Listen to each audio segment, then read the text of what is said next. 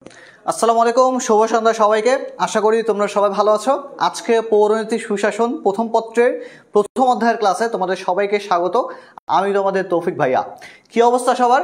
আশা করতেছি টেস্ট পরীক্ষার টেনশনে সবাই এখন চিন্তিত আছো। বইয়ের কোন মাথা থেকে কোন মাথা পড়তে হবে, কি পড়লে সব থেকে ভালো হবে, কোনটা কিভাবে পড়লে তোমার ফ্রেন্ডের থেকে একটু আগায় যাবা, রেজাল্ট একটু বেটার হবে, কিংবা কম্পালসারি সাবজেক্ট পড়বো নাকি গ্রুপ সাবজেক্ট পড়বো, এই সকল টেনশনের মাধ্যমেই তোমাদের 26 ব্যাচের যাত্রা আমরা শুরু করে ফেললাম বেসিক টু অ্যাডভান্স কোর্সের মাধ্যমে।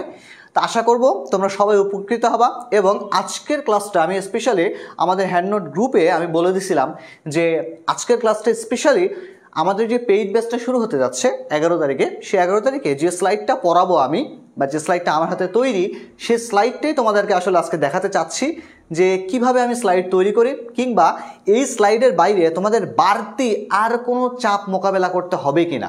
তো সব কিছু মিলিয়ে আজকের একটা দারুণ ক্লাস উপহার দেওয়ার তোমাদের সবাইকে আমি চেষ্টা করব। আশা করি তোমরা সবাই আজকের ক্লাসটা উপভোগ করবা এবং তোমাদের যারা ফ্রেন্ড আছে, তোমাদের যারা জুনিয়র আছে, সবাইকে ডেকে ফেলবা। একটা ইন্টারেস্টিং ক্লাস করব। এবং হ্যাঁ, ক্লাসের মাঝখানে আমি বলে দিতে চাচ্ছি, সেটা হচ্ছে তোমাদের জন্য উপহারও আছে। কীরকম উপহার আছে? তোমাদের জন্য আমাদের স্মার্টফোন কন্টেস্ট 7 চলতেছে। ক্যাপশনে লিঙ্ক দেওয়া আছে, রেজিস্ট্রেশন লিঙ্ক। এরপরে তোমরা ক্লাস করে শেয়ার করে মেনশন করে টি শার্ট পেতে পারো। তোমরা ক্লাস করে শেয়ার করে মেনশন করে নোটবুক পেতে পারো, চলো শিখের নোটবুক, যেটা আমার অনেক পছন্দ। এবং যারা যারা বেসিক টু অ্যাডভান্স কোর্সে 15 তারিখের ভেতরে ভর্তি হবে, তাদের জন্য সিলেক্টেড 10 মেম্বার্স বনি ভাইয়ের লেখা ইংলিশ বই পাবে। সেটাতে প্রথম পত্র, দ্বিতীয় পত্র, দুইটা পত্রই আছে। তো এত কিছু নিয়ে আজকে আমাদের ক্লাসটা হবে। তো আশা করতেছি পুরো সময়টা তোমাদেরকে সাথে পাবো। তোমাদের প্রথম পত্রের প্রথম অধ্যায়ে যত সমস্যা আছে সবগুলো সমাধান করব। তোমরা অনেকেই চিন্তা করো, ভাইয়া এমসিকিউটা কোন জায়গা থেকে আসতে পারে, ভাইয়া সিকিউটা কোন জায়গা থেকে আসতে পারে, কোন জায়গার খ নাম্বারের সিকিউটা কতটুকু লিখলে আমি 2-এর মধ্যে 2 এনশিওর করতে পারবো, কোন জায়গায় সিকিউটা গ নাম্বার যখন আসে তখন 3 এনশিওর করতে পারবো। মানে আর কি টোটাল জিনিসপত্র নিয়ে আজকের ক্লাসটা হবে ইনশাআল্লাহ। তো আমাদের সঙ্গে কে কে আছে আমরা একটু দেখে ফেলি। আশা করব আমাদের সঙ্গে যুক্ত হওয়া প্রত্যেকটা শিক্ষার্থী আজকের ক্লাসটা উপভোগ করবে ইনশাআল্লাহ।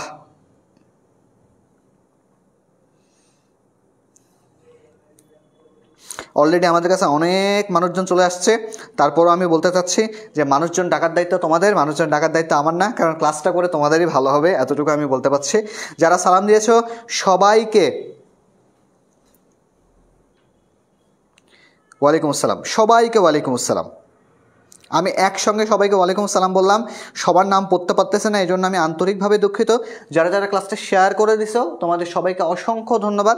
যারা এখনও শেয়ার করা বাকি আছো, কারণ আমাদের যারা প্যানেল আছে, স্টাফ প্যানেল দেখতেছে কারা কতটা শেয়ার করতেছে। তো তার উপর ভিত্তি করেই মেইনলি আমাদের টি শার্ট কিংবা হচ্ছে নোটবুক, এই সব কিছু আমরা পেতে পারি। তোমাদের সবার জন্য আর কি উন্মুক্ত।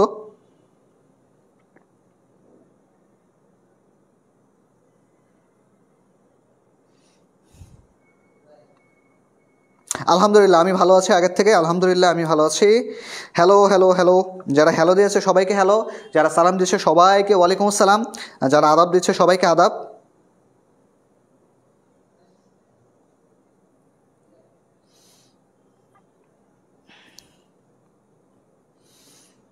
আচ্ছা, আজকে মনে হয় একটু অ্যাটেন্ডেন্স বেশি পড়ে গেছে, তাই না? সবাই আজকে একটু ক্লাসের জন্য বেশি অপেক্ষা করতেছিল।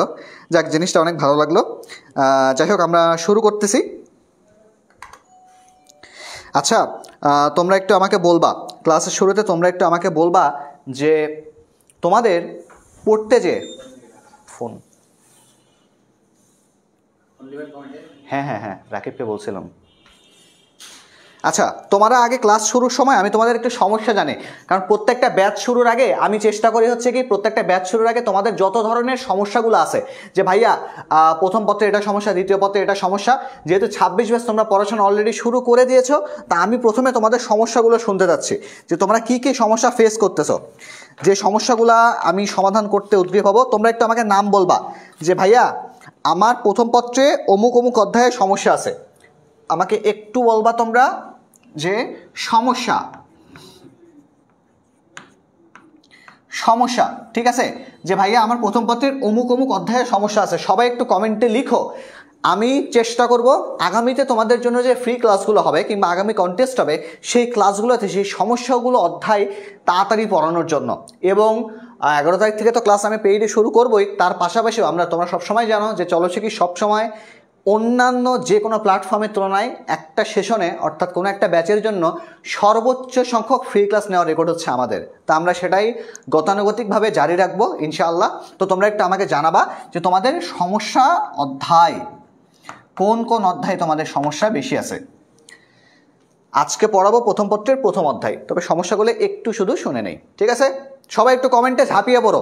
আর যারা যারা নতুন ক্লাসে আসছো তারা ক্লাসের প্রতি মনোযোগ বাড়াও, আপাতত শেয়ার বন্ধ করে ক্লাসের প্রতি মনোযোগ বাড়াও, কারণ আজকে প্রথম পত্রের প্রথম অধ্যায়টা ঝালাফালা করতে হবে টাইমের মাঝখানে।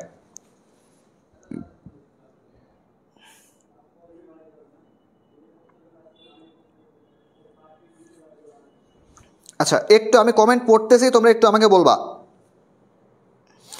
প্রথম পত্রের অষ্টম অধ্যায়, প্রথম কমেন্ট পাইলাম অষ্টম, খুবই সহজ একটা অধ্যায় ভাইয়া। 5, 6, 7, আচ্ছা ঠিক আছে, 5, 7, 9, আচ্ছা পুরা বই পড়ানো লাগবে বুঝতেছি।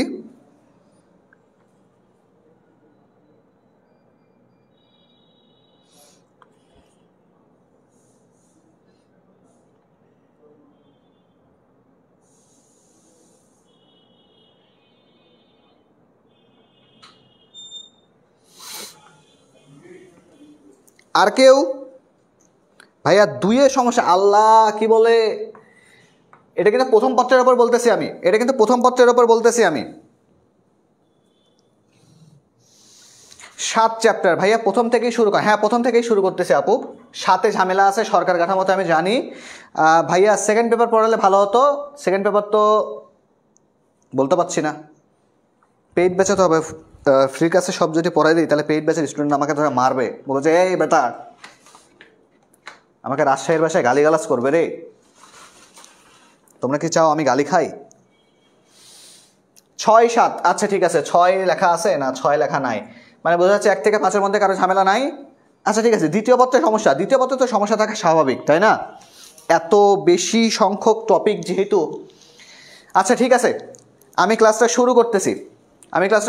আমরা সমস্যা পাইছি, ইনশাআল্লাহ আমরা এই কয়েকটা টপিকের ওপর শুরু করব। আগামী দিন নেক্সট দিনের যে ক্লাসটা হবে সেগুলোতে এই কয়েকটা টপিক পড়ানোর চেষ্টা করব। আমি ওয়াদা করতে পারতেছি না, তবে আমার দিক থেকে স্বতঃস্ফূর্ত চেষ্টা করব, ঠিক আছে? আমরা সময় অপচয় না করে আমরা সোজা স্লাইডে চলে যাই। আমাদের কোনো একটা সাবজেক্ট পড়তে গেলে সর্বপ্রথম আমাদের কাজটা কি? সর্বপ্রথম আমাদের কাজ হচ্ছে যে আগে স্লাইডটা পড়া, যাকে পড়তেছি তার নাম জানা। ধরো তুমি কাউকে মেসেজ করছো, হাই লিখছো, হাই লিখে জিজ্ঞেস করো না যে কি করো, কিংবা তোমার বাসা কোথায়, দুপুরে খাইছো কিনা, রাতে খাইছো কিনা। তাহলে আমরা কি করি? ওই ব্যক্তিটা সম্পর্কে ইনফরমেশন বের করার চেষ্টা করি। তা আমাদের কাজ হচ্ছে কি, আমাদের কাজ পৌরনীতি যখন পড়তে যাব তখন ইনফরমেশনগুলো বের করতে হবে। কীরকম ইনফরমেশন? যে আমাদের প্রথম কাজ কি? আমাদের প্রথম কাজ হচ্ছে পৌরনীতি কি এবং এটা কাকে বলে, কি কাকে বলে। মাথায় রাখবা তোমাদের বইয়ের প্রত্যেকটা টপিকের কি এবং কাকে বলে এর উত্তরটা তোমার দরকার আছে। যদি কি এবং কাকে বলার উত্তর না পারো তাহলে পরীক্ষা সেন্টারে যে কি হবে, তুমি ক নাম্বার পারবা না এবং এমসিকিউ পারবা না। ক নাম্বার এবং এমসিকিউ, শুধু 2টা প্রশ্ন বলে দিলাম তোমাদেরকে যে একটা টপিক কি মানে টপিকটা আসলে কি এবং এটা কাকে বলে, সংজ্ঞা। এই সংজ্ঞাটা যদি তুমি মুখস্থ রাখো তাহলে পরীক্ষা সেন্টারে ক এবং এমসিকিউ মানে সৃজনশীলের ক নাম্বার এবং এমসিকিউ তুমি 100-এ 100 আনসার করতে পারবা। যদি এখন না করো বা না বুঝো তাহলে আলটিমেটলি পরীক্ষা সেন্টারে যে 2 মার্ক অন্তত ছেড়ে দাও, যে একটা হচ্ছে কি এমসিকিউ এর মার্ক ছেড়ে দাও, একটা হচ্ছে সিকিউ এর মার্কটাও ছেড়ে দাও। আচ্ছা, ইংরেজি শব্দ সিভিক্স এর বাংলা প্রতিশব্দ হলো হচ্ছে কি পৌরনীতি। এটি ল্যাটিন শব্দ, কোন ধরনের শব্দ? ল্যাটিন শব্দ সিভিস যার অর্থ হচ্ছে নাগরিক এবং সিভিটাস যার অর্থ হচ্ছে নগর রাষ্ট্র থেকে উদ্ভূত মানে কি হয়েছে, তৈরি হয়েছে বা ওইখান থেকে আসছে। এর অর্থ হলো নগর রাষ্ট্রে বসবাসরত নাগরিকদের আচরণ, কার্যাবলী ও তাদের কর্তব্য সম্পর্কিত বিজ্ঞান। তাহলে আমরা পৌরনীতির একটা সাধারণ সংজ্ঞা পেয়ে গেলাম। কি সংজ্ঞাটা পেলাম দেখো, যে নগর রাষ্ট্রে বসবাসরত নাগরিকের কি আচরণ, কার্যাবলী এবং তাদের কর্তব্য সম্পর্কিত বিজ্ঞান। তাহলে সহজ কথা, আমরা পৌরনীতির দেখো কি এর উত্তরটা পাইছি, কাকে বলে উত্তরটা পাইছি, কোথায় থেকে আসছে উত্তর পাইছি, ল্যাটিন শব্দ। মাথায় রাখবা এই জায়গাগুলো থেকে এখন এমসিকিউ আসে। যে সিভিক্সটা কোন ধরনের শব্দ, ল্যাটিন শব্দ, ইংরেজি শব্দ, বাংলা শব্দ নাকি রাজশাহী শব্দ, কোন শব্দ আসলে? এটা একটা ল্যাটিন শব্দ। এইভাবে পড়তে হবে। সবাইকে বুঝতেছো? সবাইকে বুঝতেছে আমার কথা? সবাইকে বুঝতেছো? যারা যারা বুঝতেছো তারা ক্লাসটা শেয়ার করবা। যারা বুঝতেছো তারা লিখবে ডান হাত, যারা বুঝো নাই তারা লিখবে বাম হাত, যারা বুঝবে তারা লিখবে ডান হাত। ঠিক আছে?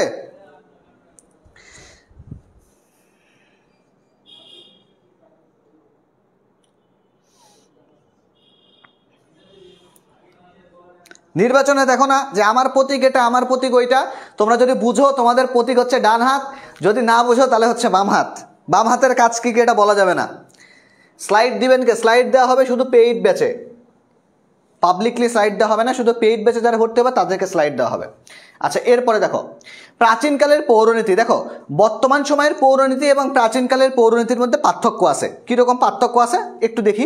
যে ভারত এবং গ্রিসে, প্রাচীন ভারতবর্ষে গ্রিসের পৌরনীতি মূলত নাগরিকের অধিকার এবং কর্তব্য নিয়ে আলোচনা করত। সংস্কৃত ভাষায় নগরকে বলা হতো পুর বা পুরী এবং নগরের অধিবাসীকে বলা হতো পুরবাসী।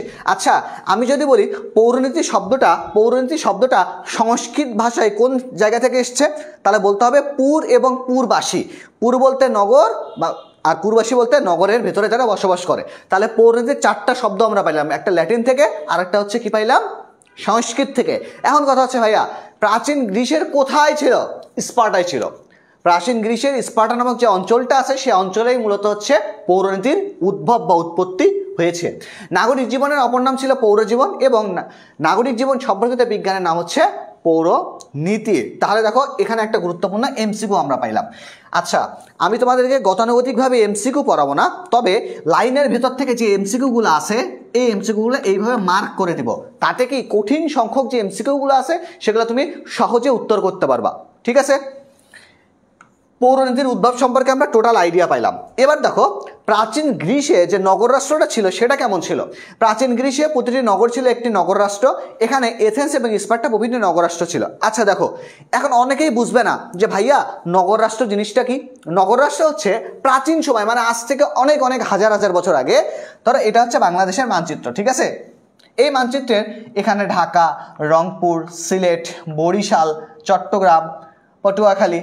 ধরো প্রাচীন গ্রিসে কি হতো? প্রাচীন গ্রিসে এই রাজশাহীটা একটা দেশ ছিল, সিলেট একটা দেশ ছিল, ঢাকা একটা দেশ ছিল, চট্টগ্রাম একটা দেশ ছিল, বরিশাল একটা দেশ ছিল, পটুয়াখালী একটা দেশ ছিল প্রাচীন গ্রিসের সময়। অর্থাৎ এই যে রাজশাহী নগরী, এই রাজশাহী নগরীটাই প্রাচীন সময় কি ছিল? রাজশাহী নগর প্রাচীন সময় একটা দেশ ছিল। তাহলে সেই কথাটাই বলতেছে, প্রাচীনকালে ছোট্ট ছোট্ট ছোট্ট ছোট্ট জায়গা নিয়ে একটা দেশ গঠন হয়েছিল। নগর রাষ্ট্রের সকল নগর সদস্যকে নাগরিক বলা হতো না। খুব গুরুত্বপূর্ণ একটা প্রশ্ন। নগর রাষ্ট্রের সকল সদস্যকে নাগরিক বলা হতো না, শুধুমাত্র যারা রাজনৈতিক অধিকার ভোগ করত, শুধুমাত্র কি যারা রাজনৈতিক অধিকার ভোগ করত তাদেরকেই নাগরিক বলা হতো। এটা কোন সময়ের কথা বলা হচ্ছে? এটা বলা হচ্ছে প্রাচীন গ্রিসের কথা।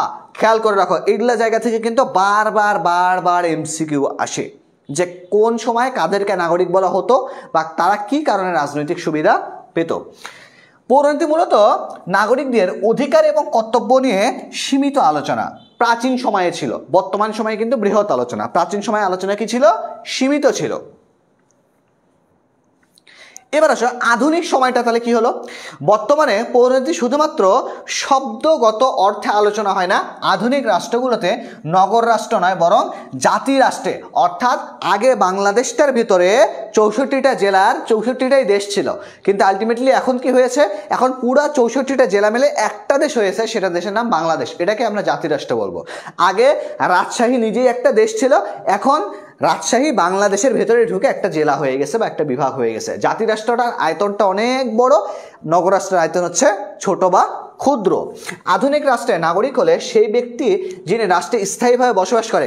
সংজ্ঞাটা খেয়াল করে দেখো, আধুনিক রাষ্ট্রে নাগরিক হলে সেই ব্যক্তি যে কি করে, যিনি রাষ্ট্রে স্থায়ীভাবে বসবাস করে, রাষ্ট্রের প্রতি আনুগত্য পোষণ করে এবং রাষ্ট্রের অধিকার এবং দায়িত্ব পালন করে। তাকে আমরা কি বলতেছি? তাকে আমরা বলতেছি হচ্ছে এই রাষ্ট্রের নাগরিক বলতেছি। তাকে কি বলতেছি আমরা?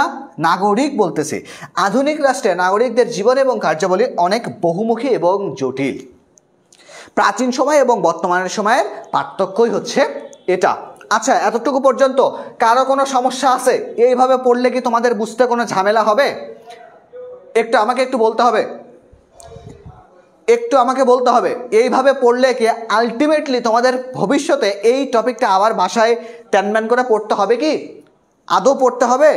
আমার মনে হয় না পড়তে হবে, কারণ ইচ অ্যান্ড এভরি ডিটেল আমি পড়াই দিচ্ছি ক্লাসেই। তো এরকম ইচ অ্যান্ড এভরি ডিটেল আমি ক্লাসে পড়াবো কোনটা, পেইড ব্যাচেও আমি সেমভাবেই পড়াবো। তোমরা যারা basic to advance course enroll করতে চাচ্ছ তারা কমেন্টে দেখো, আর কমেন্টে পিন করা থাকবে এবং ক্যাপশনে আছে, তো তোমরা সেখান থেকে কোর্স এনরোল করতে পারো। আমার ক্লাস 11 তারিখে শুরু হবে ইনশাআল্লাহ।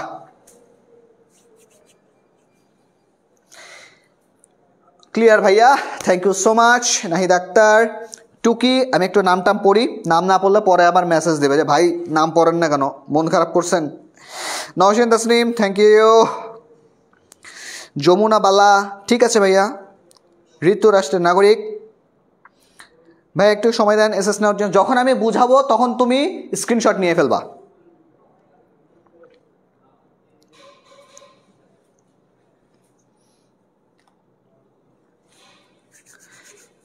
না ভাইয়া এইভাবেই ঠিক আছে। আচ্ছা ঠিক আছে, এবার দেখো, প্রত্যেকটা জিনিস জানতে গেলে আমাদের একটা সংজ্ঞার দরকার আছে না?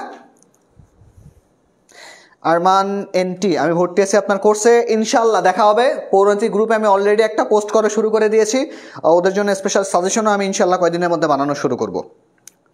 যাই হোক, দেখো আমরা কোনো একটা জিনিস পড়তে গেলে আমাদের প্রথম কাজ কি? আমাদের প্রথম কাজ হচ্ছে ভাইয়া সংজ্ঞা দরকার। তাহলে এখন আমাদের কি সংজ্ঞাটা পড়বে একটু খেয়াল রাখো। পরীক্ষার খাতায় যদি একটা সংজ্ঞা থাকে, তাহলে টিচারদের দৃষ্টি আকর্ষণ ভালো হয়। যেরকম তুমি একটা বিয়ে খেতে গেছো, বিয়েতে যে দেখতেছো সবাই খুব সুন্দর সেজেগুজে আসছে, তাহলে যে সব থেকে বেশি সুন্দর করে সেজে গেছে তাকে দেখতে ভালো লাগতেছে। এই যে দেখো সুন্দর করে সেজে গেছে, অনেকের মধ্যে একটা আলাদা লাগতেছে না তাকে? পরীক্ষার খাতাও এরকম, লাখ লাখ খাতা আছে, কিন্তু তোমার খাতাটা আলাদা কিভাবে টিচার বুঝবে? যখন তুমি খাতায় একটা সংজ্ঞা দিবা যে আমি এই সংজ্ঞাটা দিলাম, স্যার বুঝবে যে তুমি আলটিমেটলি পড়াশোনা করতে পারছো। আধুনিক পৌরনীতি নাগরিকদের আচরণ, কার্যাবলী, অধিকার এবং রাষ্ট্রের সামাজিক, রাজনৈতিক, নৈতিক, অর্থনৈতিক প্রতিষ্ঠান হিসেবে কি আলোচনা করে। পৌরনীতি একটি সামাজিক বিজ্ঞানের একটি গুরুত্বপূর্ণ শাখা, যা নাগরিক জীবনের আদর্শ এবং রাষ্ট্র গঠনে পরিচালনা করে। আচ্ছা, এখানে একটা গুরুত্বপূর্ণ এমসিকিউ দাগিয়ে দেই তোমাদেরকে, যে পৌরনীতি কি? পৌরনীতি একটা সামাজিক বিজ্ঞানের গুরুত্বপূর্ণ শাখা। এটা যদি এমসিকিউতে আসে, পৌরনীতি কোন ধরনের বিজ্ঞান? তাহলে উত্তরটা হবে কি? উত্তরটা হবে হচ্ছে এটা একটা সামাজিক বিজ্ঞান, কারণ সে সামাজিক বিজ্ঞানের একটা শাখা। বিশিষ্ট নাগরিকদের সংজ্ঞা, যারা হচ্ছে এটা দিয়ে অনেক বেশি আলোচনা করছে, গবেষণা করছে, তাদের সংজ্ঞা এখন পড়বো আমরা। কি এফআই প্লাউডের সংজ্ঞা বলছে যে পৌরনীতি হলো সেই শাস্ত্র যা রাষ্ট্রীয় বা রাজনৈতিক সমাজের প্রতি নাগরিকদের দায়িত্ব, কর্তব্য পালন এবং অধিকার ভোগের উপায় অধ্যয়ন করে। ইএম হোয়াইটের সংজ্ঞাটা সব থেকে গুরুত্বপূর্ণ, যে ইএম হোয়াইট বলছে কি পৌরনীতি নাগরিকের সাথে সম্পর্কিত সকল বিষয় নিয়ে আলোচনা করে। ওয়েবস্টার ডিকশনারি বলছে যে পৌরনীতি এবং রাষ্ট্রবিজ্ঞান একটি শাখা যা নাগরিকদের অধিকার এবং কর্তব্য নিয়ে আলোচনা করে। তাহলে সর্বোপরি পৌরনীতির সাবজেক্টটা পরে আমরা দুইটা জিনিস বুঝলাম। কি বুঝলাম? যে এটা কি করে? নাগরিকের অধিকার নিয়ে আলোচনা করে, নাগরিকের কর্তব্য নিয়ে আলোচনা করে। হয়ে গেছে। এবার আমরা পড়বো হচ্ছে পৌরনীতি সুশাসনের পরিধি এবং বিষয়বস্তু। আচ্ছা, একটু কোর্সের প্রমোশন করে দেই। সেটা হচ্ছে তোমরা যদি আজকের ক্লাসটা এবং আগামী 7 দিনের ক্লাসটা শেয়ার করো, তোমরা যদি ক্লাসে অ্যাক্টিভ থাকো, তোমরা যদি ক্লাস থেকে গুরুত্বপূর্ণ পয়েন্টগুলো নোট করে আমাদের গ্রুপে পোস্ট করো, তোমরা যদি সর্বোপরি ক্লাসে অ্যাক্টিভ থাকো, তাহলে তোমাদের মধ্যে সিলেক্টেড একজন পাবে, কমেন্টে ক্যাপশনে রেজিস্ট্রেশন লিঙ্ক দেওয়া আছে যে স্মার্টফোন কন্টেস্টেড, তো সেখান থেকে তোমাদের মধ্যে একজন পাবে একটি স্মার্টফোন। এরপরে পাবে হচ্ছে কি 50 জন টি শার্ট পাবে, এরপরে 10 জন ডায়েরি পাবে, এরপরে হচ্ছে আবার এরপরে আবার নগদ রিচার্জ পাবে ক্লাসের মাঝখানে, ক্লাসগুলো শেয়ার ঠিকঠাক মতো করলে। এরপরে আবার কি মনে ভাই লেখা এই যে ইউনিক বইটা পাবে। এই যে দেখো, এই বইটা যারা 15 তারিখের ভেতরে বান্ডেল কোর্স এনরোল করবে, আমাদের মানে টোটাল সব সাবজেক্টের বান্ডেল কোর্স এনরোল করবে, তারা হচ্ছে পেয়ে যাবে এই বইটা। ঠিক আছে, মানে তাদের ভেতর থেকে সিলেক্টেড 10 পিপল বা 10 জন মেম্বার। আর বাকি সবার জন্য টি শার্ট এবং ডায়েরি তো আছেই, যারা হচ্ছে এই কন্টেস্টে অংশগ্রহণ করবে। তো তোমাদের জন্য ভালো একটা সুযোগ এই মুহূর্তে এইচএসসির প্রিপারেশনকে শানিত করার প্রথম সুযোগ, কারণ তোমরা সময় নষ্ট করো না। তোমরা যদি সময় নষ্ট করো আলটিমেটলি পরবর্তীতে তোমাদেরকেই সাফার করতে হবে। তো আমরা চাই না তোমরা সাফার করো, এবং আশা করি তোমরাও চাও না যে তোমরা সাফার করো, ঠিক আছে?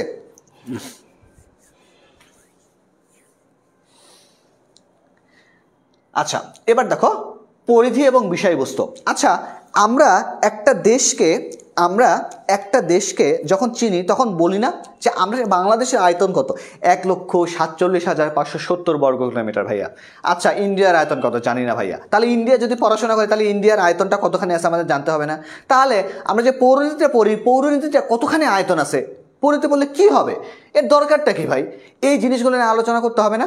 এটাই হচ্ছে পরীক্ষার জন্য খুব গুরুত্বপূর্ণ একটা সিকিউ। সবাই একটু খাতায় লিখো, সবাই একটু খাতায় লিখে নাও, যারা যারা আসি সবাই একটু খাতায় নোট করে নেই যে পৌরনীতির পরিধি বিষয়বস্তু তোমাদের আগামী টেস্ট পরীক্ষার জন্য অত্যন্ত গুরুত্বপূর্ণ একটা প্রশ্ন।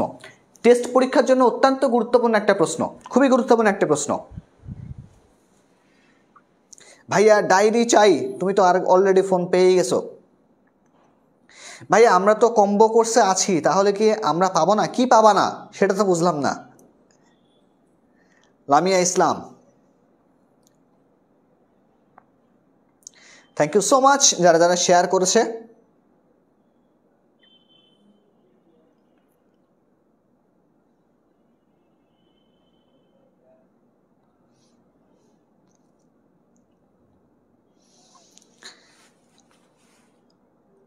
ভাইয়া পরীক্ষা কখন হবে? কোন পরীক্ষা?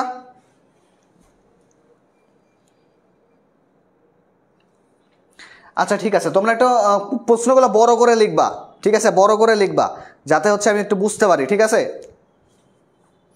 আচ্ছা, এবার দেখো আমরা বলবো বিষয়বস্তু কী কী আছে। এখানে একটা বিষয় দেখো, নাগরিকতা বিষয়।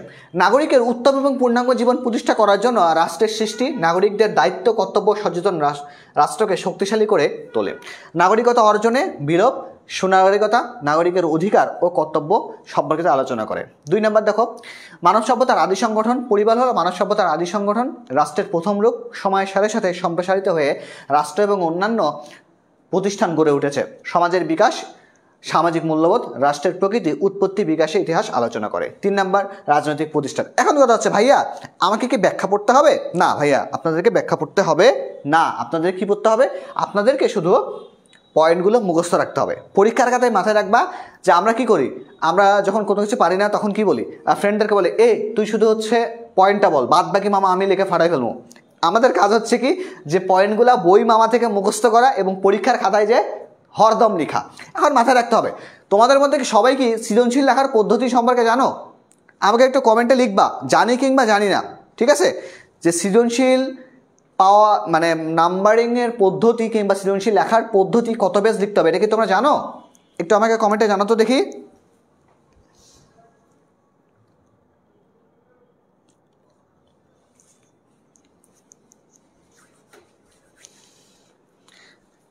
ক্রেস্ট সব থেকে গুরুত্বপূর্ণ ভাই। ক্রেস্টের মতো মজা অন্য কোনো কিছুতে নাই। একটা ক্রেস্ট তোমার টেবিলে থাকবে, তোমার মানে মাথা খারাপ করার মতো একটা জিনিস। ক্রেস্ট আমার ব্যাপক পছন্দ। ক্রেস্ট, টি শার্ট, ডায়েরি, 3টা স্মার্টফোনের থেকে আমি মনে করি এই 3টা সব থেকে বেশি জোস। স্মার্টফোন তো হাতে থাকলো 2 দিন পরে ভুলে যাবা, কিন্তু একটা ক্রেস্ট সামনে থাকা মানে বিশাল ব্যাপার। টি শার্ট থাকলো মানে বিশাল ব্যাপার, পড়লেই ভালো লাগতেছে। নোটবুক থাকলে চলো শিখি, নোটবুকে তুমি একটা প্ল্যাটফর্মের কোর্স করো, সেখানে পড়তেছো, ভাইয়াদের দেখতেছো, আবার সেই প্ল্যাটফর্মের একটা ডায়েরিতে তুমি লিখতেছো। পুরাই পিনিক। হ্যাঁ, প্রশ্ন কি কি আছে বলে দাও, যা প্রশ্ন আছে সব সমাধান করে ফেলবো।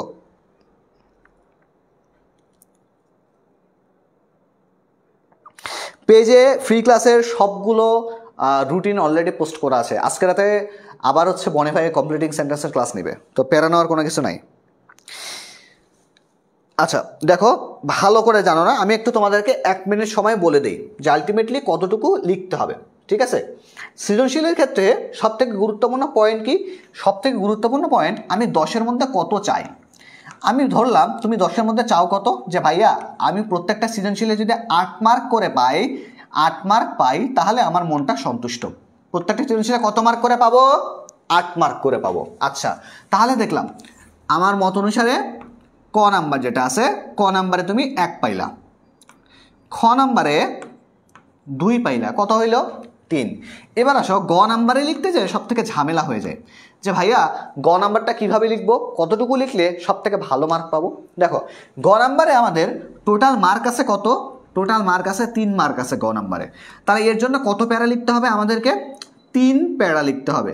এখন অনেকেই বুঝবে না যে ভাইয়া প্যারা জিনিসটা কি, প্যারা মানে একটা প্যারাগ্রাফ। ধরো এইটা একটা পৃষ্ঠা, এখানে প্রথম প্যারা একটা, দ্বিতীয় প্যারা একটা, এরপরে তৃতীয় প্যারা একটা। তাহলে আমাদের গ নাম্বার যে প্রশ্নটা আছে গ নাম্বারে কত প্যারায় লিখতে হবে, 3 প্যারাতে লিখতে হবে।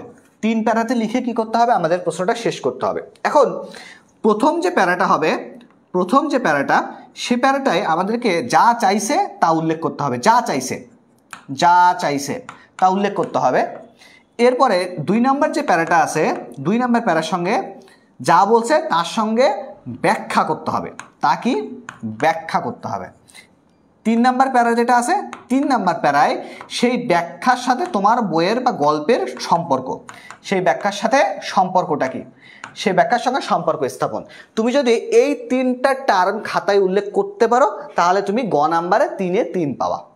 তাহলে খেয়াল করে দেখো, তাহলে এখানে পাইলে 3, এখানে পাইলে 3, তাহলে কত হচ্ছে টোটাল, আমি 6 নাম্বার তোমার হয়ে গেছে, 6 নাম্বার হয়ে গেছে। এবার আসো ভাইয়া ঘ নাম্বার তাহলে কিভাবে লিখবো, ঘ নাম্বার লিখতে হবে তোমাকে 4টা প্যারায়, 4 প্যারায়, 4 প্যারা লিখতে হবে।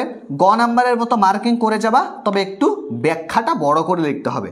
কার সাথে সাদৃশ্য থাকলে সাদৃশ্য, বৈসাদৃশ্য, মিল অমিল, যথার্থতা প্রমাণ, মূল্যায়ন, বিশ্লেষণ করো, এই ধরনের টার্মগুলো প্রশ্নে উল্লেখ করা থাকে। টার্মের উপর ভিত্তি করে তোমাকে অন্তত 4টা প্যারা লিখতে হবে। এখন 4টা প্যারা লিখলে তুমি সর্বোচ্চ নাম্বার পাবা হচ্ছে 3।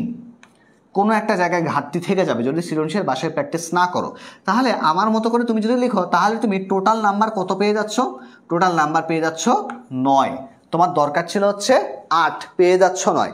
এখন কথা হচ্ছে ভাইয়া যে আমাদেরকে এখন কত পাতা লিখতে হবে, পাতার আইডিয়া দেই তোমাকে, সহজভাবে বলি।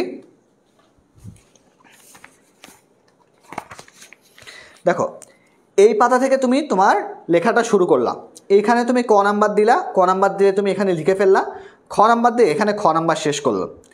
গ নাম্বারের জন্য তুমি এই পাতায় যাবা, পরবর্তী পাতায় যে গ নাম্বার লিখে এই পুরো পাতাটা লিখে এই পাতার ঠিক অর্ধেক পর্যন্ত আসবা। কতখানি পর্যন্ত আসবে, অর্ধেক পর্যন্ত আসবে। যদি একটু বড় হয়ে যায় তাও, মানে বেশি বড় আবার করা যাবে না, কারণ মার্ক হচ্ছে 3। এমন হয়ে গেল 3 নাম্বারটা বেশি লিখবা, 4 নাম্বার মার্কেটটা কম লিখলা, তা হবে না। তাহলে এখানে আমরা মাঝ পর্যন্ত লিখবো বা এর উপরেই শেষ করে দেব, মানে পরবর্তী পৃষ্ঠায় 3-4 লাইনের বেশি আমরা না লেখার চেষ্টা করব। এরপরে একটু স্পেস দিব, 4 আঙ্গুল স্পেস দিয়ে ঘ নাম্বার লেখা শুরু করব, এই পাতা লিখবো,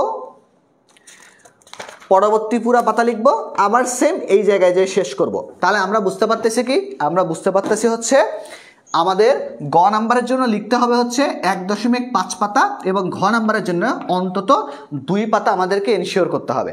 যদি 2 পাতা এনশিওর করতে পারি তাহলে মোটামুটি কি, মোটামুটি আমাদের মার্ক 9-এর জন্য যতটুকু লেখা দরকার আমরা ততটুকু লিখতে পারবো। এখন কথা হচ্ছে যে ভাইয়া আমি এটা লিখেও মার্ক পাই না, মার্ক পেতে গেলে তোমাদেরকে শুধু পেজ ভরাইলে হবে না, ইনফরমেশন দিতে হবে। তুমি যদি ইনফরমেশন না দাও তাহলে আলটিমেটলি ওই লেখাতে মার্ক পাবা না। ইনফরমেশন দিতে হবে, লেখাটা সাজাইতে হবে, রেগুলার সৃজনশীল লেখার প্র্যাকটিস করতে হবে, সব কিছু মিলিয়ে নাম্বারটা উঠবে। মাথায় রাখতে আসবা যে তুমি যদি সিকিউতে 9 ইনশিওর করতে পারো তাহলে তোমার A+ নিশ্চিত হয়ে গেছে ইনশাল্লাহ। কিন্তু সিকিউতে 8-এর কম একদমই না, 8-এর কম পাইলে তোমার A+ নিয়ে টানাটানি শুরু হয়ে যাবে। 8-এর কম নাম্বার আমি অন্তত আমার পেইড ব্যাচের স্টুডেন্টদের কাছে আশা করি না। সবাইকে বুঝতে পারছো? সবাইকে বুঝতে পারছো? যারা বুঝতে পারছো তারা লিখবা লাল, যারা বুঝতে পারছো তারা লিখবা লাল, যারা বুঝো নাই তারা লিখবা সবুজ, যারা বুঝছে তারা লিখবে লাল, যারা বুঝে নাই তারা লিখবে সবুজ। তাড়াতাড়ি তাড়াতাড়ি তাড়াতাড়ি।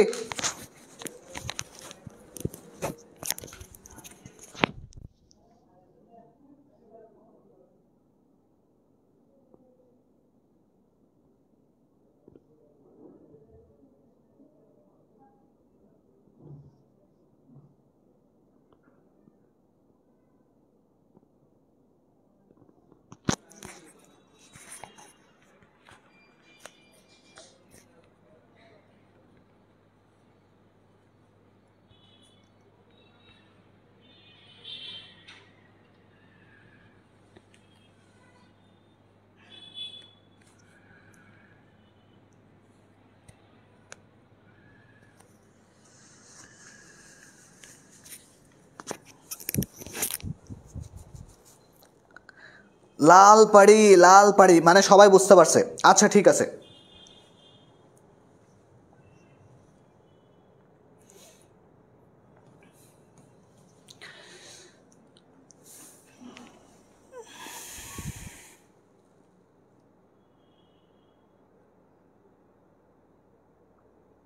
লাল, ঠিক আছে, সবাই লালে লাল হয়ে গেছে। আচ্ছা এরপরে আসো, এরপরে তাহলে আমরা পরবর্তী পয়েন্ট হচ্ছে এটা একটা রাজনৈতিক তত্ত্ব। তত্ত্ব মানে হচ্ছে কি একটা আলোচনা বা একটা ধারণা। এরপরে সামাজিক এবং রাজনৈতিক বিমূর্ত বিষয়, নাগরিকের স্থানীয় দিক, নাগরিকতার জাতীয় দিক। আচ্ছা নাগরিকতার স্থানীয় দিক বুঝলাম। আচ্ছা রাষ্ট্রের সব থেকে স্থানীয় প্রতিষ্ঠান কোনটা? সবাই উত্তর করো, খুবই গুরুত্বপূর্ণ একটা এমসিকিউ, খুবই গুরুত্বপূর্ণ একটা এমসিকিউ। রাষ্ট্রের সব থেকে স্থানীয় প্রতিষ্ঠান কোনটা? এমসিকিউ এর জন্য সবসময় আসে। সব থেকে স্থানীয় প্রতিষ্ঠান,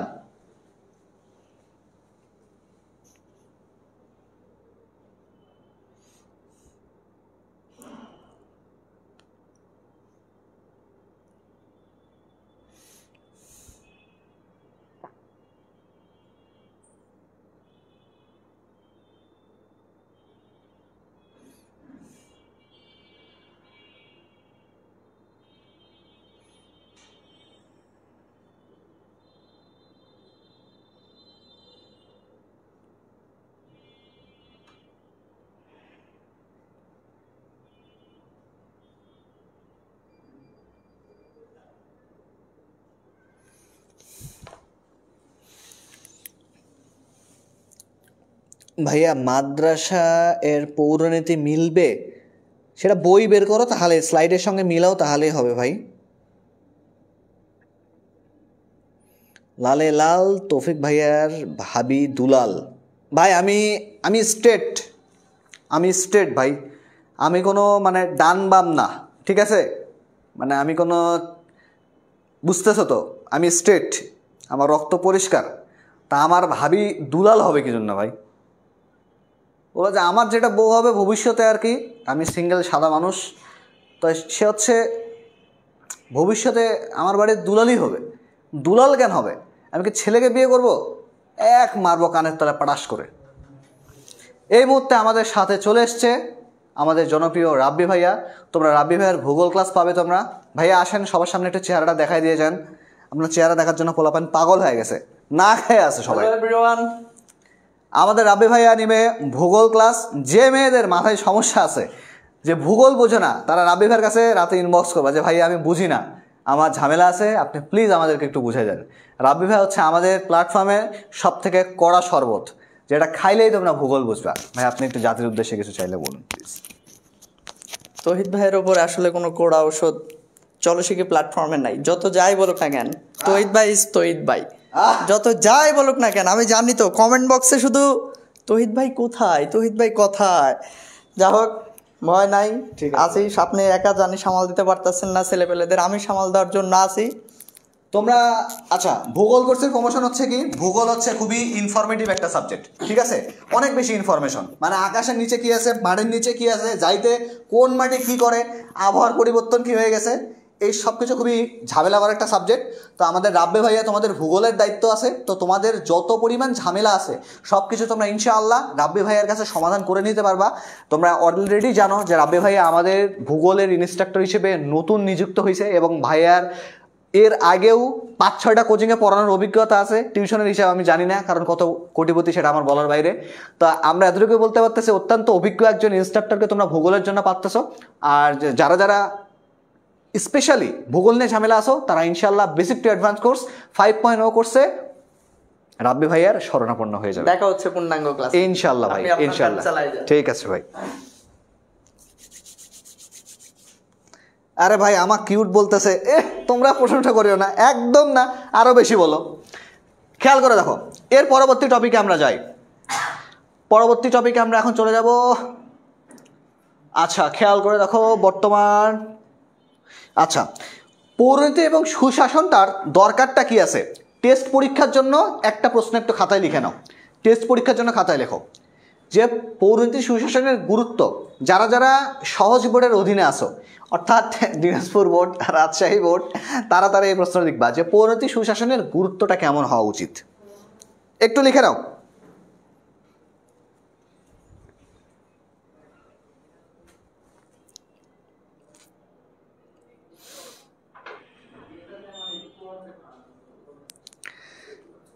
না ভাই, আমার বউয়ের দুলাল না আমি ভাই, আমার বউয়ের স্বামী আমি।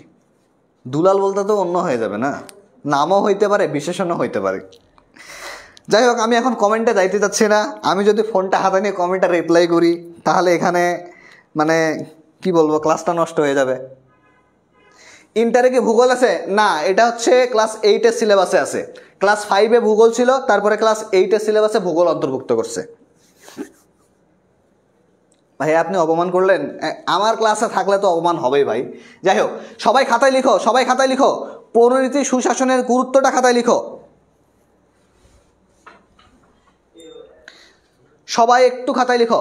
চট্টগ্রাম বোর্ড, আচ্ছা বোর্ড ভিত্তিক পড়াশোনা করা যাবে না। পড়াশোনা করতে হবে কি, তোমার কাছে যে বইটা আছে সে বইটা আলটিমেটলি তুমি শেষ করতে পারতেছো কিনা, এটা হচ্ছে কথা। সেই বইটা শেষ করতে পারতেছো কিনা। অমুক বোর্ডের জন্য তমুক বোর্ডের জন্য আগে বই শেষ করো, তারপরে বোর্ড। আগে বই শেষ করো।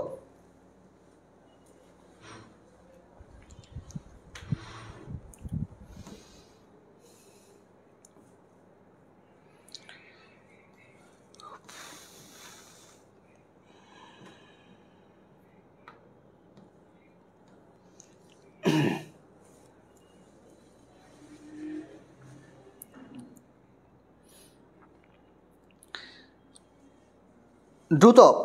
এরপরে প্রথম ক্লাস তো একটা সাজেশন দেই, তাহলে সাজেশন দিলে পড়ার প্রতি মনোযোগটা ঠিক থাকবে। সবাই খাতায় লিখো, পৌরনীতির সাথে অন্য বিষয়ের সম্পর্ক।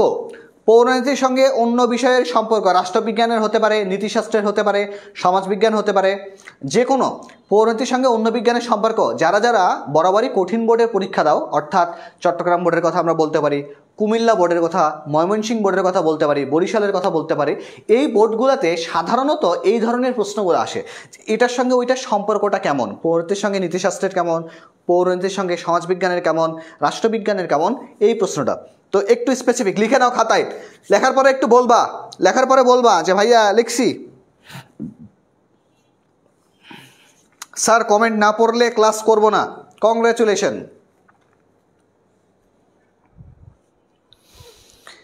বরিশাল বোর্ড কেন, দুনিয়ার যে বোর্ডই আসুক, ক্লাস করার পরে অন্তত পরীক্ষায় ভালো পরীক্ষা দিবা, এতটুকু অন্তত শিওর।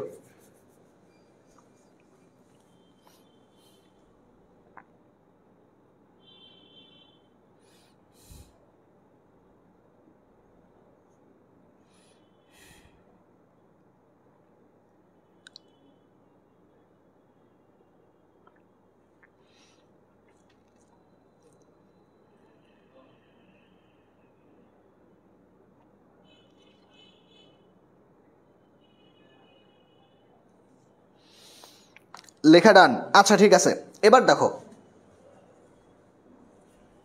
টেক্সট বই রিডিং পড়া শেষ হলে বোর্ড কোশ্চেন সলভ করবো কি, অবশ্যই। আর হ্যাঁ, একটা কমেন্ট 1-2 বারই করবা, পুরো কমেন্ট মাখায় ফেলবা না ভাই, তাহলে তো মানে ক্লাসের প্রতি এনার্জি থাকবে না। ঠিক আছে, তুমি তোমার দুনিয়ার যে কোনো জায়গা থেকে প্র্যাকটিস করতে পারো।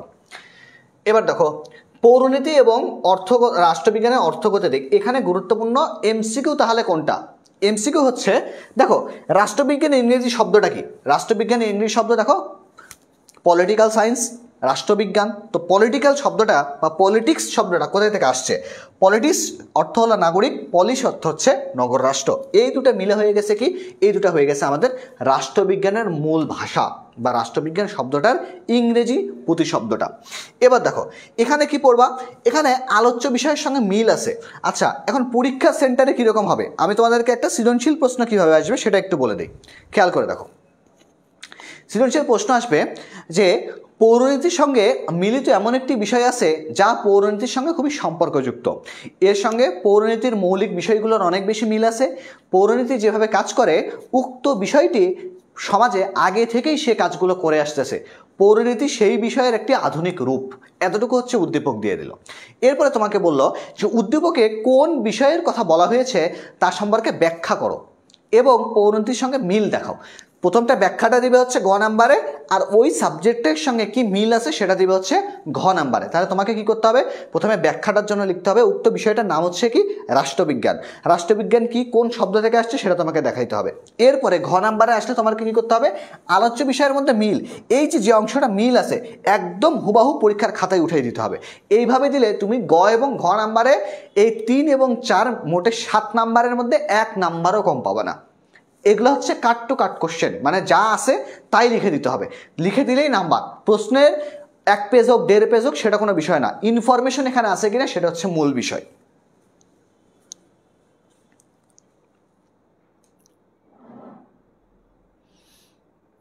এমসিকিউ এর কোনো গুরুত্বপূর্ণ সাল নাই, তুমি যত বেশি প্র্যাকটিস করবা তত বেশি তোমার ভালো। পিডিএফ শুধু পাবে যারা বেসিক টু অ্যাডভান্স কোর্স 5.0 ভর্তি হবে, শুধু তাদের জন্য হচ্ছে পিডিএফটা আমরা দিয়ে থাকি। তো সেই কোর্সের ভর্তি চলমান আছে, তোমরা কমেন্টে দেখতে পারো এবং হচ্ছে কি এবং তোমরা ক্যাপশনে দেখতে পারো, সেখান থেকে তোমরা basic to advance course enroll করতে পারো। আর এনরোল করলেই তোমরা 50% ছাড় পাচ্ছ 13টা সাবজেক্ট। আমি পার্সোনালি রেকমেন্ড করব যে তোমাদের অবশ্যই বান্ডেল কোর্স এনরোল করা উচিত, কারণ তোমাদের এখানে এখন থেকে একটা কোর্সে ভর্তি হওয়ার পরে মোটামুটি একদম পরীক্ষা শেষ 27 ব্যাচ পর্যন্ত এই ফুল সিলেবাসে পড়াশোনা চলতে থাকবে, একদম ফুল সিলেবাসে পড়াশোনা চলতে থাকবে। তোমাকে কোনো বাহ্যিক টেনশন চিন্তা কোনো কিছুই করতে হবে না, একটা কোর্সে এইচএসসি পার, এটাই তোমাদের কাছে ভালো সুযোগ। এই জন্য আমরা কোর্সের নাম রাখছি বেসিক টু অ্যাডভান্স। তোমার পড়াশোনা শুরু থেকে শেষ পর্যন্ত সব কিছু একটা কোর্সেই, প্রত্যেকটা সাবজেক্টের। ভাইয়া 1 অধ্যায়ের পিডিএফ কি পেইডে পাবো না? আমরা পেইডে দিয়ে থাকবো, তোমাদের পেইডে 11 তারিখ রাতে আমার ক্লাস আছে ইনশাল্লাহ। আমি ফুল চ্যাপ্টার সেখানে পুরোপুরি ক্লাস নিব, ক্লাস নেওয়ার পরে তোমাদেরকে পিডিএফ আপলোড করে দেওয়া হবে, এটা নিয়ে চিন্তা করার কোনো বিষয় নেই। আমি গতকাল তোমাদের গ্রুপে পোস্ট করে দিয়েছিলাম।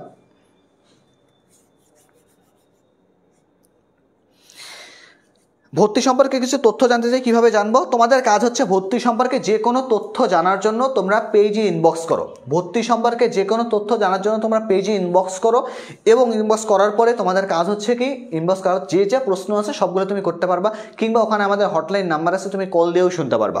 ভর্তি সম্পর্কে যে কোনো তথ্য বনিভাইয়ের ইনবক্সে জানতে পারবা, আমাদের প্রত্যেকটা টিচারের ইনবক্স খোলা আছে, সেখানে মেসেজ করতে পারবা, কিংবা পেজে হাজার হাজার ডিটেল বলা আছে সেখান থেকেও তোমরা করে ফেলতে পারবা।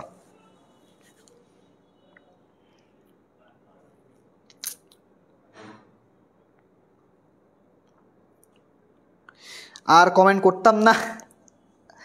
আচ্ছা, আমি আসলে আন্তরিকভাবে দুঃখিত, কারণ হচ্ছে আমি সবার কমেন্ট পড়তে পারতেছি না, মানে চোখের সামনে স্ক্রল হতে হতে যে পয়েন্টগুলো আসতেছে সেগুলোই মেইনলি পড়া হচ্ছে, ঠিক আছে? আর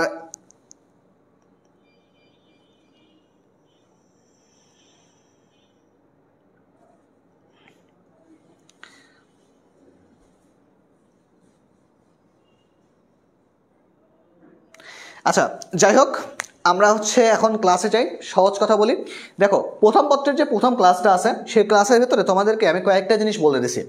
প্রথম জিনিস কি, যে একটা বই বা একটা ক্লাস কিভাবে শুরু হবে তোমাদের পেইড ব্যাচে। আমি তোমাদের আগেই বলছিলাম যে পেইড ব্যাচে কীভাবে ক্লাস হবে সেটার অনুকরণে আজকের ক্লাসটা নিব। প্রথম কথা, কীভাবে ক্লাসটা শুরু হবে সেটা সম্পর্কে তোমাদের আইডিয়া দিলাম।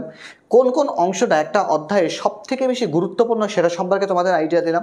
এরপরে তৃতীয় কথা হচ্ছে, তোমাদের পড়তে গেলে কোন কোন টপিকগুলো খাতায় নোট করা উচিত, কোনগুলো এমনিতেই পড়া উচিত, সব মুখস্থ করা উচিত নাকি কোনো মুখস্থ করা উচিত না, এই সবগুলো নিয়ে একটা তোমরা আইডিয়া পাইলা। মূলত আজকের ক্লাসের তিনটা বিষয় সম্পর্কে আমি তোমাদেরকে বিস্তারিত আইডিয়া দিয়ে দিছি। তো তোমাদের কাজ হচ্ছে কি এই 3টে বিষয়ের উপর ভিত্তি করে প্রথম পত্রের বইটা পড়ে ফেলা। বই পড়ার পরে তোমাদের এখন মেইন কাজ হচ্ছে কি, মেইন কাজ হচ্ছে যে ভাইয়া গাইড পড়বো, সাপ্লিমেন্ট পড়বো না কি পড়বো। তোমাদের মেইন কাজ হচ্ছে যে কোনো একটা বই থেকে টোটালি কমপ্লিট করে ফেলা, যে কোনো একটা বই কমপ্লিট করে ফেলা। বই কমপ্লিট করব, গাইড বা সাপ্লিমেন্ট কমপ্লিট করব, তারপরে টেস্ট পেপার থেকে এমসিকিউ সলভ করব, সিকিউ সলভ করব, হয়ে গেছে। যে বাকি যে কোনো গাইড থেকে সিকিউ বা এমসিকিউ সলভ করব। এই পদ্ধতি অনুসরণ করলেই মোটামুটি তোমাদের একটা অধ্যায়ের 99% পড়া হয়ে যাবে। তোমাদেরকে পরবর্তীবারে এই অধ্যায়টা আর পড়তে হবে না। সবাইকে আমার কথা বুঝতে পারছো?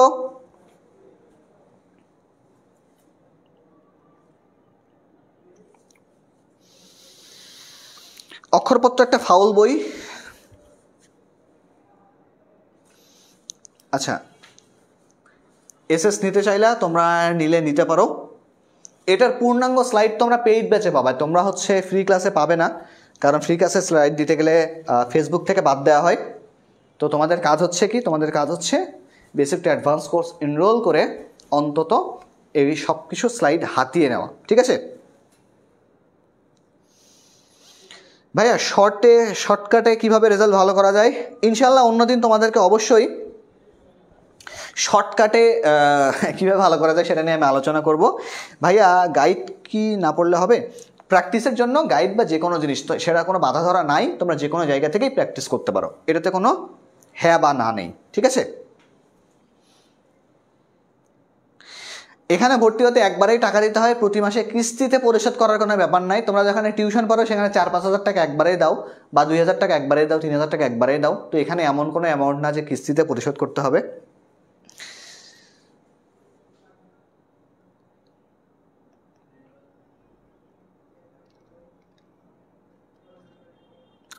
পেইড ব্যাচে সিভিক্সে টোটাল ফার্স্ট পেপার এবং সেকেন্ড পেপার মিলে 20-এর অধিক ক্লাস পাবে ইনশাল্লাহ। ফার্স্ট পেপার এবং সেকেন্ড পেপার মিলে 20টা, অন্তত 20টা ক্লাস পাবে ইনশাল্লাহ। এবং সবগুলা ক্লাস আমি নিয়ে থাকবো, সবগুলা ক্লাস আমি নিয়ে থাকবো। এটা নিয়ে কোনো প্যারা নেওয়ার কোনো কিছু হয় নাই যে দেখতেছে একজনকে আরেকজন এসে ক্লাস নেবে, এরকম কখনো হবে না। আমার ক্লাস আমি নেব ইনশাল্লাহ। আর একটা জিনিস হচ্ছে যে এই স্লাইডগুলো পড়ার পরে তোমাকে আলটিমেটলি পরবর্তীতে আর বইটাই পড়তে হবে না ইনশাল্লাহ। তুমি ক্লাসের পরেই গাইড বা সাপ্লিমেন্ট থেকে প্র্যাকটিস চালু করতে পারবা, ঠিক আছে?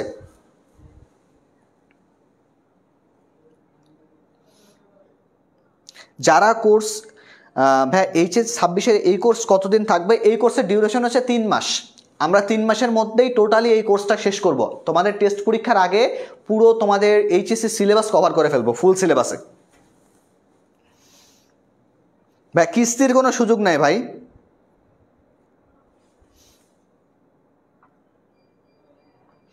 একবার বই শেষ করে PDF বারবার রিভাইজ করলে হয়ে যাবে। কোনো সমস্যা থাকলে লেকচারটা আবার দেখতে হবে। তোমাদের এই ক্লাসগুলো কিন্তু রেকর্ড আবার দেওয়া হবে। পেইড ব্যাচে যেটা থাকবে তোমাদের ক্লাসের রেকর্ড কিন্তু সম্পূর্ণ প্রোভাইড করা হবে। তোমরা চাইলে 1 কোটি বার একটা ক্লাস অন্তত দেখতে পারবা। তোমাদের 27 ব্যাচের পরীক্ষা পর্যন্ত ইনশাল্লাহ ক্লাসগুলো রাখবো, 27 ব্যাচের পর্যন্ত। ভর্তির ব্যাপারে পেজে মেসেজ দাও।